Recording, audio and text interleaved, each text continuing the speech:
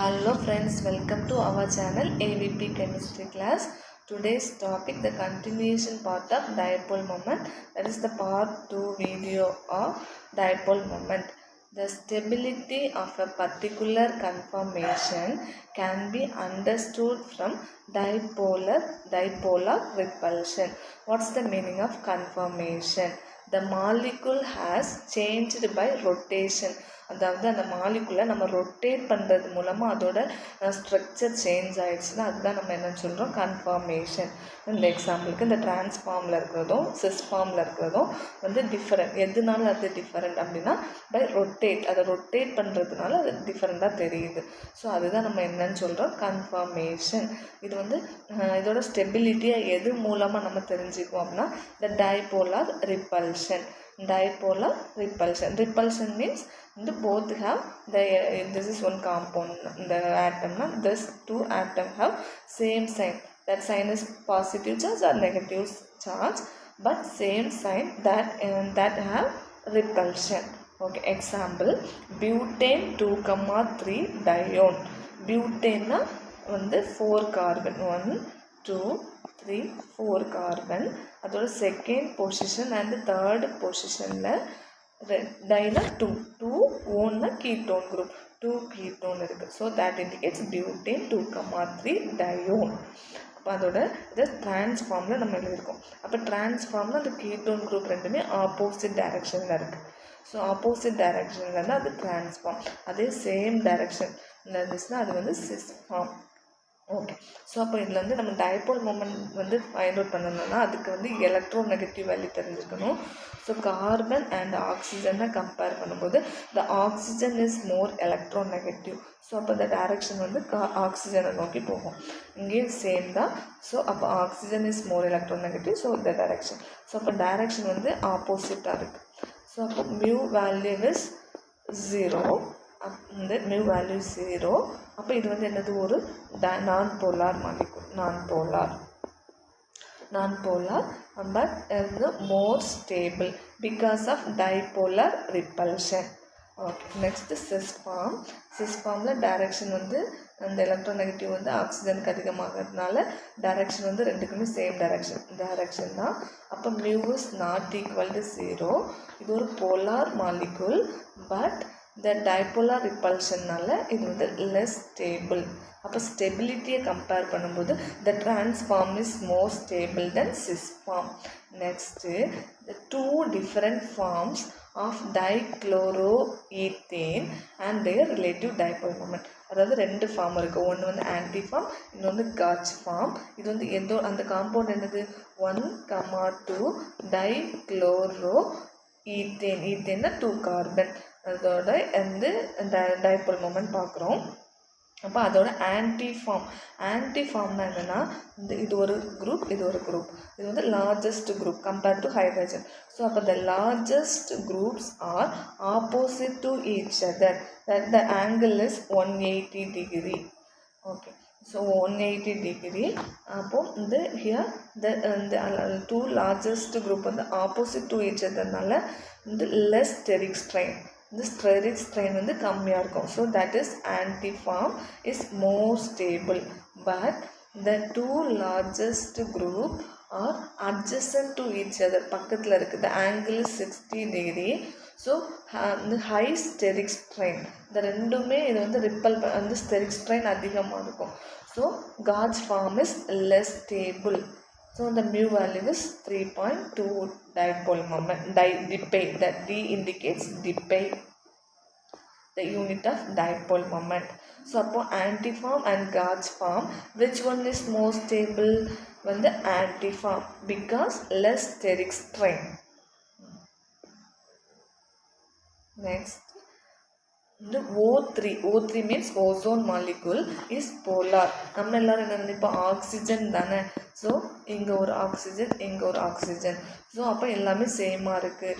So இந்த இது mu is not equal to இந்த mu is equal to 0. This is one non polar molecule அப்படின்னு நினைப்போம்.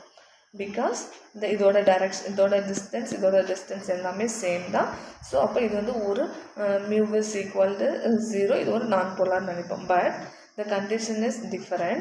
ஏன்னா the oxygen here double bond, the single bond. So அப்போ bond moment, அதாவது resultant lone pair moment and lone pair moment. இந்த lone pairum different தான், அது மாதிரி bond pairum different தான். ஸோ அப்போ எல்லாமே டிஃப்ரெண்ட்டாக இருக்கிறனால mu is not equal to 0. This is polar compound. Okay, so அப்போ இது வந்து ரொம்ப இம்பார்ட்டன்ட் தெரிஞ்சுக்கணும். Oxygen is a polar, not non-polar. Okay, so oxygen is polar because it's lone pair moments and resultant lone pair. அதாவது அதோட lone pair இங்கே வந்து 2 bond pair இருக்குது, ஆனால் இங்கே என்ன இருக்குது, only 1 bond pair இருக்குது. அது மாதிரி இங்கே வந்து 4 அந்த இங்கே ஒரு lone pair, இங்கே ஒரு lone pair, 2 lone pair, ஆனால் இங்கே 3 lone pair இருக்குது. ஓகே, ஸோ அப்போது அது வந்து இது வந்து எல்லாமே கரெக்டாக இல்லை. ஓகே, இந்த டைரெக்ஷனும் இந்த சைடும் டிஃப்ரெண்ட்டாக இருக்குது.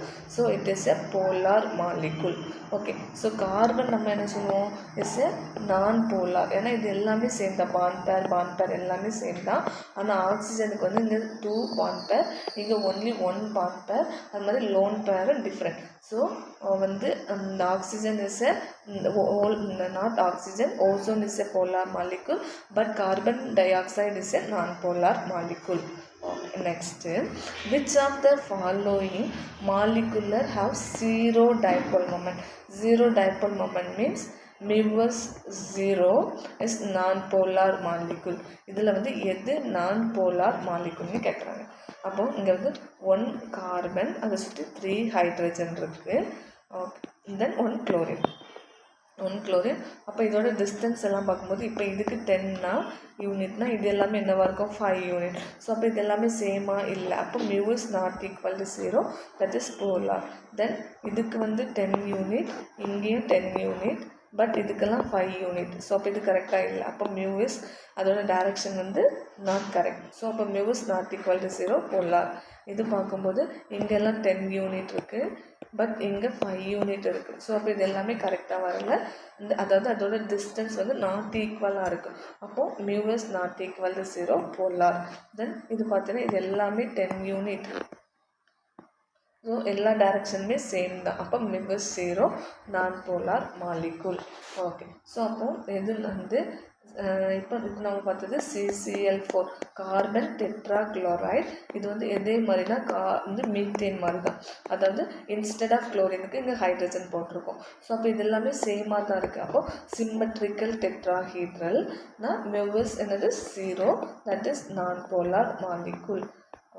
நெக்ஸ்ட்டு ரிமைனிங் இருக்கக்கூடிய மெத்திலின் குளோரைட் வந்து மெத்திலின் குளோரைட் இந்த குளோரோஃபார்ம் இதெல்லாமே அன்சிமெட்ரிக்கல். ஏன்னா இதில் வந்து எல்லாமே சேமாக இல்லை. இங்கே 1 ஹைட்ரஜன் 3 குளோரின், இங்கே 2 ஹைட்ரஜன் 2 குளோரின், இங்கே 3 ஹைட்ரஜன் 1 குளோரின். ஸோ அப்போ அன்சிமெட்ரிக்கல் டெட்ராஹீட்ரல்.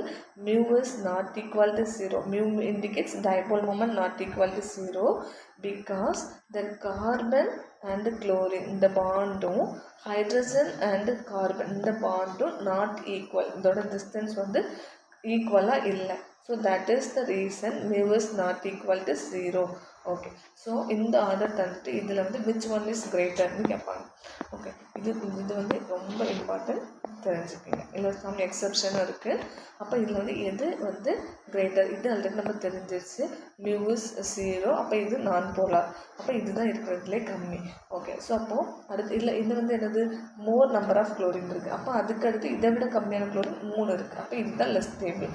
அடுத்து இதை விட 2 குளோரின், அடுத்து இல்லை 1 குளோரின். ஸோ அப்போது இல்லை ஹைட்ரஜனை ரீப்ளேஸ் பண்ணிவிட்டு, அதாவது மீத்தேனில் ஹைட்ரஜனை ரீப்ளேஸ் பண்ணிவிட்டு அதுக்கு பதிலாக குளோரின் எலக்ட்ரோநெகட்டிவ்னா குளோரின் ஆட்டம் சேர்த்தா அதோட டைபோல் மூமெண்ட் வந்து அதிகம், இந்த கம்மியாகும்.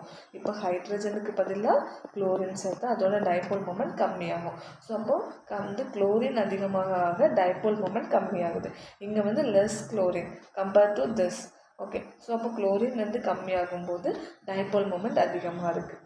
ஓகே, இங்கே பார்க்கும்போது இந்த ஆர்டர் தந்துட்டு இதில் வந்து இதில் வந்து நல்லா நோட் பண்ணிக்கணும், கார்பன் கூடால குளோரின் அட்டாச் ஆகிருக்கு. ஸோ இந்த இதில் எது வந்து மோர் டைபோல் மூமெண்ட்னா இப்போ ஃப்ளோரின் தான் மோர் குளோரின், புரோமின், அயோடின். இப்போ இதுதான் மோர் எலக்ட்ரோநெகட்டிவ்.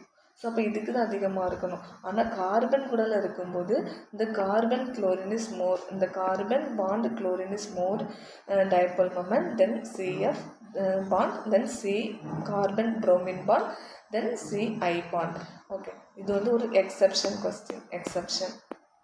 அடுத்து இது கரெக்ட், அதாவது fluorine is more electronegative then chlorine then bromine then iodine. அப்போ எதுக்கு வந்து HF இந்த பாண்ட் தான் அதிகமாக இருக்கும். அடுத்து HCl, அடுத்து HBr, அடுத்து hydrogen iodide. Next applications of dipole moment. Application என்னென்ன அப்ளிகேஷன்னு பார்ப்போம். இதில் வந்து ஒரு இம்பார்ட்டன்ட் வந்து சம், இது ரொம்ப ரொம்ப இம்பார்ட்டண்டான sum. The percentage of ionic character can be calculated in a bond A bond B is following the equation. அதாவது டைபோல் மொமெண்ட்டை கால்குலேட் பண்ணுறதுக்கு ஒரு ஈக்குவேஷன், இந்த ஈக்குவேஷன் இருக்குது. அதாவது percentage of ionic character, that இது வந்து important formula. Percentage of ionic character is equal to mu, that indicates dipole moment, absorbed by mu calculated into 100. வந்து mu absorbed by mu calculated into 100. mu absorbed என்னன்னா experimental dipole moment. அதாவது நமக்கு இது வந்து கொஸ்டின்லேயே தந்திருப்பாங்க. கொஸ்டினில் இருக்கக்கூடிய இந்த இதுதான் எக்ஸ்பிரிமெண்டல் டைபோல் மொமெண்ட். மியூ கால்குலேட்டர்னால் நம்ம கண்டுபிடிக்கணும். ஆக்சுவலாக மியூனா என்னது, டைபோல் மொமெண்ட். அதோட ஃபார்முலா என்னது, charge into distance. Okay, so இது இந்த அப்போ இதை பயன்படுத்தி இந்த வேல்யூவை கால்குலேட் பண்ணுறோம், அதான் கால்குலேட்டர். ஓகே, ஒரு எக்ஸாம்பிளுக்கு the dipole moment of hydrogen chloride molecule is found to be 0.816 dipole debye. 0.816 debye. இதுதான் என்னென்னா இந்த experimental value. Assuming hydrogen chloride bond length is equal to 1 angstrom, அதாவது அதோட டிஸ்டன்ஸ் வந்து 1 angstrom. The percentage of ionic character of hydrogen chloride molecule is. Okay, so இந்த formula வந்து percentage of ionic character is mu observed by mu calculated into 100. இது வந்து formula. Mu absorbed வந்து நமக்கு experimental value, அதாவது கொஸ்டின்லேயே தந்திருக்காங்க 0.816 டிபே. 1 டிபேனா நம்ம என்ன வந்து 10⁻⁻18 எலக்ட்ரோஸ்டாட்டிக் யூனிட் சென்டிமீட்டர். அடுத்து கால்குலேட்டர்னா நம்ம தான் ஃபார்முலா யூஸ் பண்ணி ஃபைண்ட் அவுட் பண்ணுறோம். So what is Q? Qனா the charge of electron value is 1.602 into 10⁻⁻19 coulomb. அதை வந்து எலக்ட்ரோஸ்டாட்டிக் யூனிட்டுக்கு கன்வெர்ட் பண்ணோம்னா 4.8 into 10⁻⁻10 எலக்ட்ரோஸ்டாட்டிக் யூனிட். அடுத்து டிஸ்டன்ஸ் வந்து ஹைட்ரஜனுக்கும் குளோரினுக்குள்ள டிஸ்டன்ஸ் வந்து 1 ஆம்ஸ்ட்ராங். 1 ஆம்ஸ்ட்ராங்னா 10⁻⁻10 மீட்டர். பட் நமக்கு கொஸ்டினில் சென்டிமீட்டர் இருக்கிறனால அதுக்கு சென்டிமீட்டருக்கு கன்வெர்ட் பண்ணால் 10⁻⁸ சென்டிமீட்டர். ஓகே, ஸோ அப்போ mu is Q into D. அப்போ mu value is 4.8 into 10⁻⁻10. D value is 10⁻⁸ centimetre. Okay, so அப்போ இது வந்து ESE 4.8 10⁻⁻10 into 10⁻⁸. அப்போ இது ரெண்டு மல்டிப்ளை பண்ணும்போது பவரில் இருக்கிறத ஆட் பண்ணுவோம். அப்போ 10⁻⁸. இதில் வந்து இதோட யூனிட் ESU, இது சென்டிமீட்டர். ஓகே, அப்போ ஆல்ரெடி நம்ம பார்த்தோம் 1 டிபேனா 10⁻⁸ ESU. அப்போ இதுலேருந்து 1 டிபேன்னு போடலாம். அப்போ 4.8 டிபே. ஓகே, ஸோ அப்போ பர்சன்டேஜ் ஆஃப் அயானிக் கேரக்டர்னா மியூ அப்சார்ப், இந்த வேல்யூ வந்து கொஸ்டினில் ஒன்று ஆல்ரெடி தந்திருப்பாங்க. Then calculated value is 4.8 into 100. 100 வந்து கொஸ்டினில் அந்த ஃபார்முலா. ஓகே, அப்போது இது வந்து 100ஆல் மல்டிப்ளை பண்ணால் என்ன கிடைக்கும்,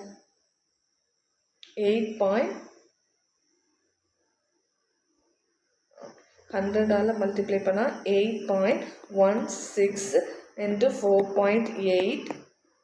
ஸோ இதை என்ன பண்ணணும்,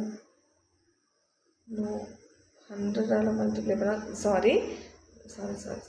100ஆல் மல்டிப்ளை பண்ணால் வேல்யூ இஸ் 81.6 divided by 4.8. 100ஆல் மல்டிப்ளை பண்ணால். ஓகே, ஸோ அப்போ இதில் வந்து இன்னொரு 10ஆல் மல்டிப்ளை பண்ணால் வந்து ஹோல் நம்பர் எழுதிடலாம். அப்போ 816 divided by 48. இதை நம்ம டிவைட் பண்ணால் நமக்கு கிடைக்கிறது 16.9%. That is approximately 7%. Okay, 7, not 7%, 17%. Okay, so upon the hydrochloric molecule, the percentage of ionic character is 17%. Answer is 17%. Okay, so இந்த மாதிரி யூஸ்ஃபுல்லான வீடியோஸ்க்கு please subscribe my channel. Thank you.